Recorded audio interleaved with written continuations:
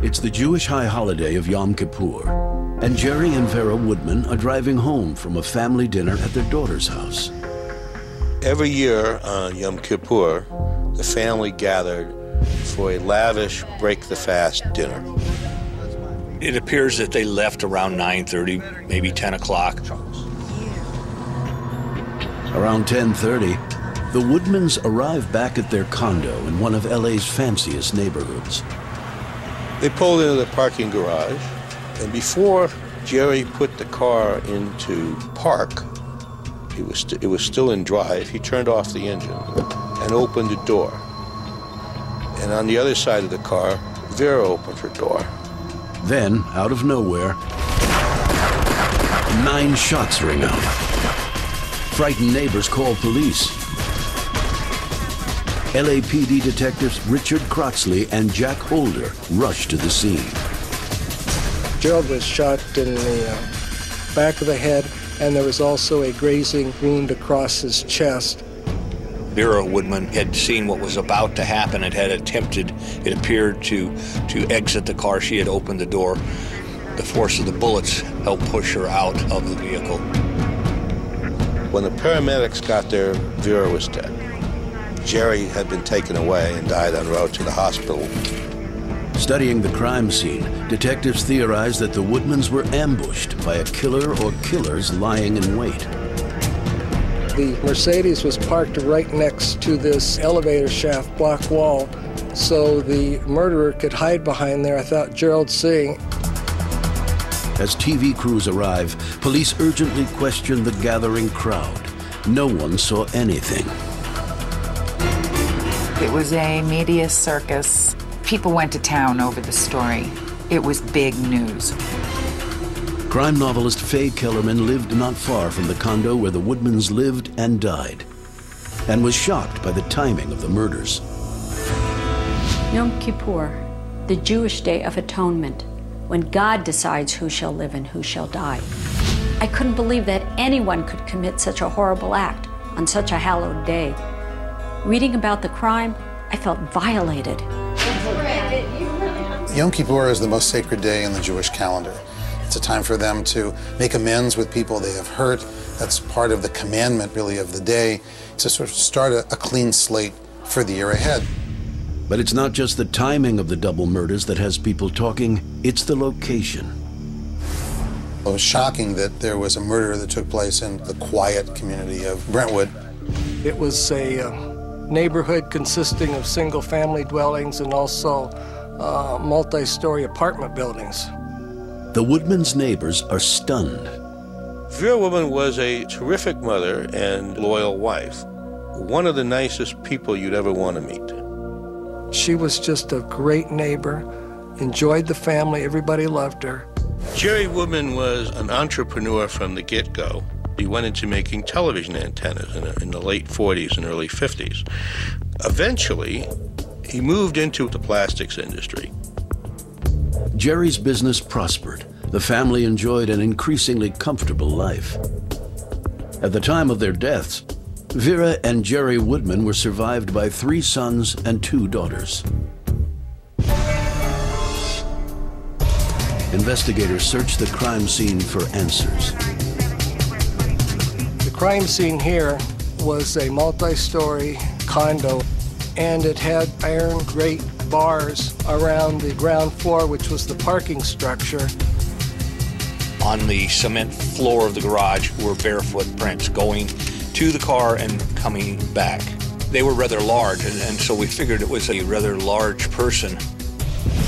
Based on the footprints, police estimate the shooter would have been over 6 feet tall. Next, they map the killer's possible entry and escape routes. We knew that the gate had been chained shut, a bicycle chain. At least 2 or 3 other of the gates had the chains around them. This is the only one that didn't. It appeared that the suspects had entered that way, had cut that chain. The partial chain link was found on the edge by a parked vehicle. Police send the link to the lab for analysis.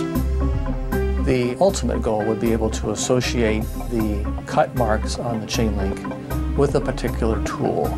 But this clue can't lead police to a suspect. And so far, investigators have nothing to go on, not even a motive. Criminalist Bill Llewellyn knows that those tool markings could prove as useful as a fingerprint in connecting a suspect to the crime. The severed pieces of chain link can have tremendous forensic value. Vera Woodman's jewelry was still on her person. Her purse was still there. Money was in the wallet. Gerald had his wallet, his watch, jewelry. It appeared that nothing was taken from the vehicle. It wasn't robbery, so it had to be some type of murder for hire, and that was our premise at the time. Investigators are convinced this was a hit. Someone clearly wanted the Woodmans dead. Jerry Woodman had a gunshot wound near the left ear that had some stippling, indicating that fairly close range, within 18 inches.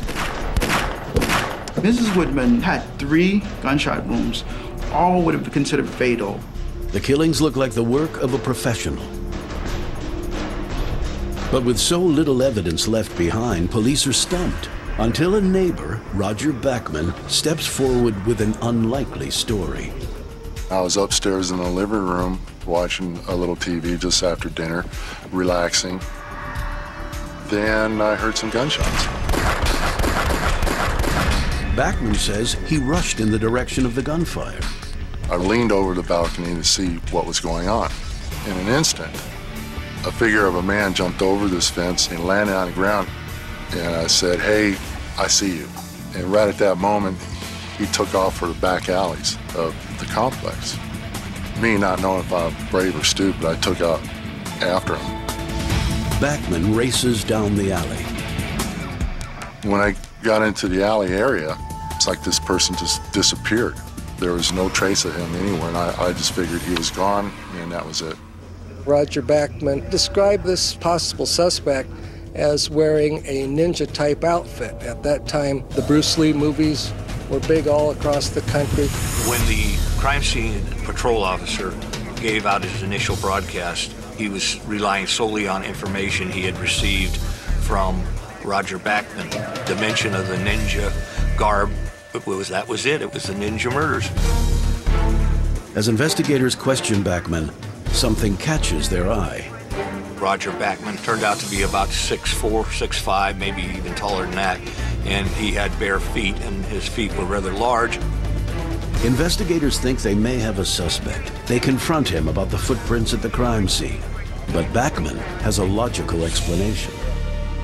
I was just thinking it was possible that these shots I heard came from this underground parking garage. I should maybe go down in here and check this out. While walking through this garage, I noticed this Mercedes-Benz with its doors wide open, and there were 2 bodies and they're slumped over.